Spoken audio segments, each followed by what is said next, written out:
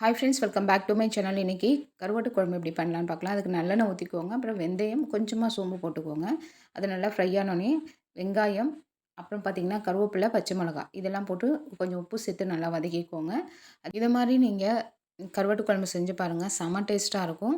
அடுத்தது பார்த்திங்கன்னா வெங்காயம் வதங்கினதுக்கப்புறம் தக்காளியும் ஆட் பண்ணிக்கோங்க.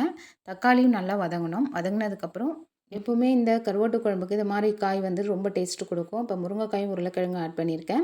இது ரொம்ப டேஸ்ட்டாக இருக்கும் குழம்புக்கு.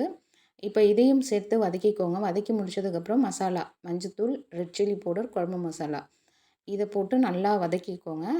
அதுக்கப்புறமா புளி தேவையான அளவுக்கு கரைச்சி வச்சு ஊற்றிக்கோங்க. அப்புறம் இது கொஞ்சம் நேரம் கொதிக்க விடுங்க. அதுக்கப்புறமா தண்ணி கொஞ்சம் ஆட் பண்ணிக்கலாம். ஃபஸ்ட்டு புளியை ஊற்றி கொஞ்ச நேரம் கொதிக்க வச்சு அதுக்கப்புறமா தண்ணி ஆட் பண்ணுங்கள். அப்போ தான் ரொம்ப டேஸ்ட்டாக இருக்கும்.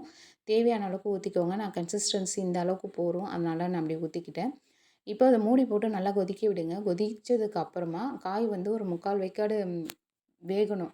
அந்த நேரத்தில் நீங்கள் பூண்டை வந்து 1 பாதியமாக தட்டி இப்போது இந்த ஸ்டேஜில் சேர்த்துக்கோங்க. இதுதான் இதில் இருக்கக்கூடிய ப்ளஸ்ஸே.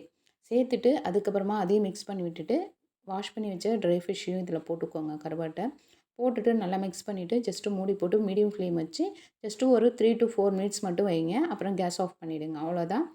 ரொம்ப ரொம்ப சுவையான கருவாட்டு குழம்பு ரெடி ஆயிடுச்சு.